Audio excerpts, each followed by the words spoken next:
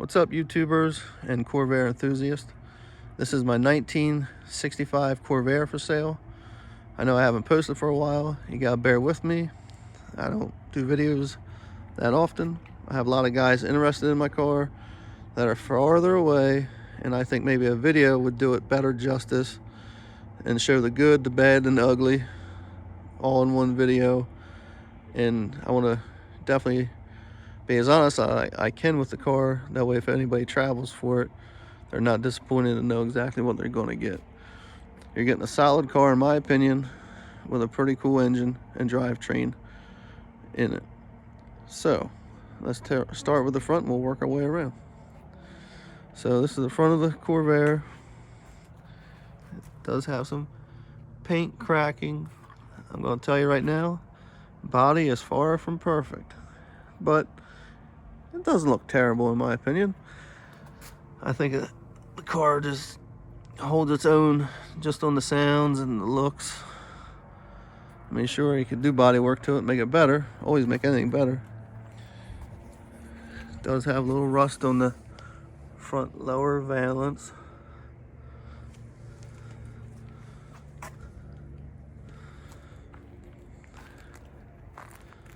And down there at the bottom a little bit. The lower quarters. This is the trunk. The seals on the car the whole way around are pretty dead. I mean, I keep the car inside. I don't drive it in the rain much. I just take it out for fun. So it doesn't affect me too much, but here's the trunk. Yeah, you can see it. I do have a panel welded back in there. I had a fuel cell in it for many years, but I just put a refurbished fuel tank back in it this year. So it is nice to have the factory tank back in it.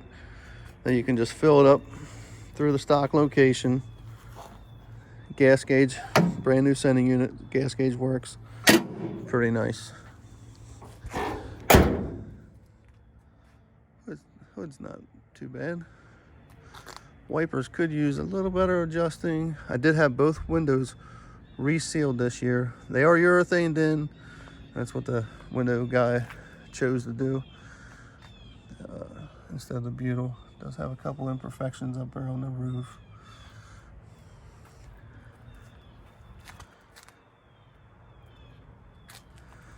There's a little bit of... I mean, I will tell you this, you take this car anywhere, it definitely sticks out. I love it. How I have it stock appearing. So a lot of people, unless they come up to the car and really look at it, they don't even know anything's really been done to it. And then, until they walk around the back and they go, oh, something's a little different back here. But we're going to come back to that. So yeah, this quarter is not as bad as the other one, but we'll show you that one. I'm sure it has a little filler in there, but it is gonna pretty good, yeah. Hole there.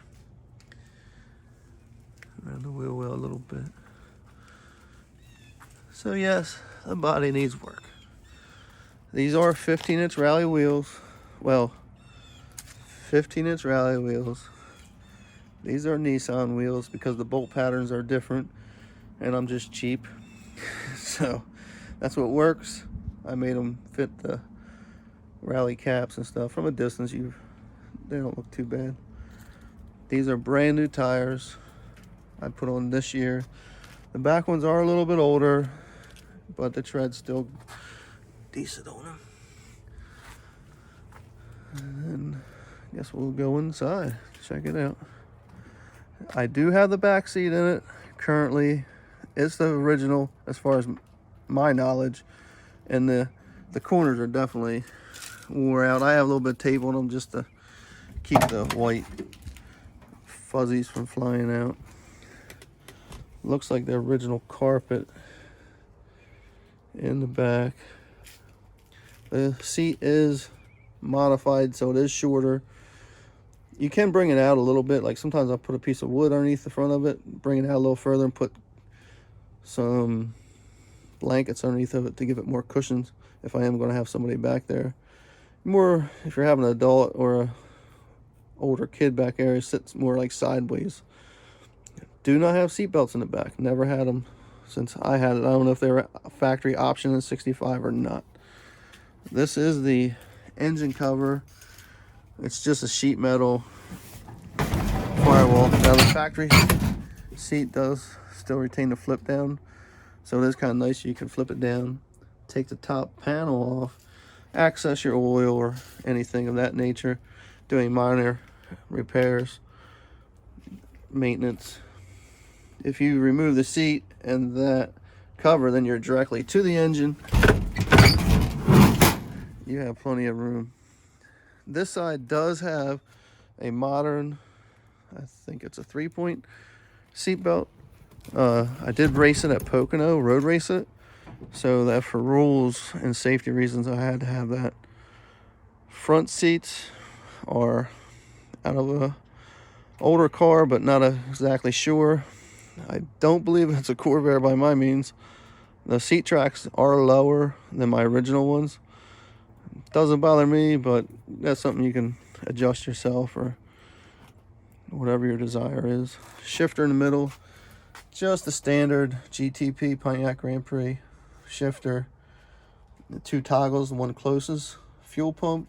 The second one is a radiator fan. I have 2 fans on it. One the computer controls like a normal car, and the second one you can control your temperature a little more precise. Carpet in the front, it's just a piece of black carpet that came with it when I had it. Standard dash, it's Monza, so nothing real fancy. Speedometer, some idiot lights, which aren't really hooked up, so basically you got a speedometer and a fuel gauge, and your turn signals and your high beam indicator. Does not have heat or AC, you know, just make sure we're all on the same page. E-brake does not work. It does have just a little boost gauge in there. Other than that, pretty factory. I run an OBD2 Bluetooth connector, so you can watch your gauges via your phone, and you can choose different items and look at all your information. And so I use that mainly just to watch my coolant temperature sensors. Front seat, original seat belt on the passenger side, still works. A little tricky. Wing window handle is missing or broken on that side. So the headliner, less than desirable. Door panels, okay shape. The elastics out of the thing, but it's not too bad. That's a deck lid too, so deck lid don't look terrible. So I did have to do some rust repair around the window. There's just some touch-up paint around the window. I had to weld some patches in for the rust to get the window to seal in there. So I think we'll start at the front.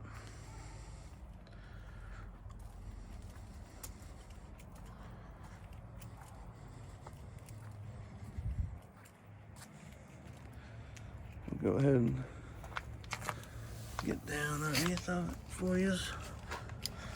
Like I said, brand new front tires. Yes, it still has the drum brakes in the front. Pretty stock suspension. I've done ball joints and odds and ends over the years, but front end's as solid as I know. And then the speedometer works off of the left front wheel, and it still is functional in the dash. I did replace the tank this year with a remanufactured tank or repurposed one, or it's cleaned and sealed. And then it just has a bung in the bottom to feed the fuel, and the stock sending unit actually is my return.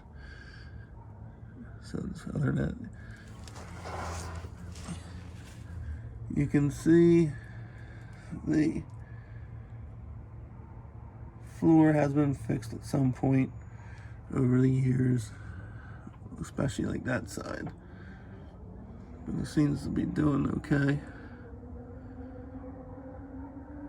Alright, let's guess maybe go back to the back.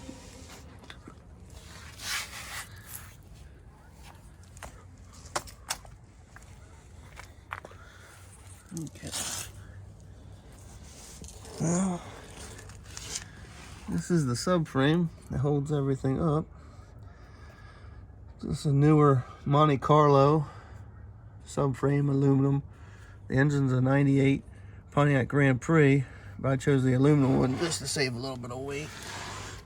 And it just has a bracket to hold it on the inside of the factory frame rail. That's the engine. I mean, the pan does have little jacking marks and stuff, you know, over the years, taking it in and out.